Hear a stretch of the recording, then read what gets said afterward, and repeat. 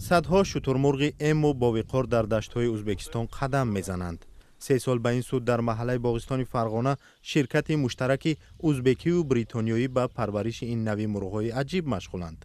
اولین گروه مرغ‌های بزرگجثه که 200 سر را تشکیل میداد سال 2015 از افریقای جنوبی آورده شد. بعداً صاحبان پرورشگاه تلاش کردند از حساب جوجه‌های همین شترمرغ‌ها سرشمار را زیاد نمایند.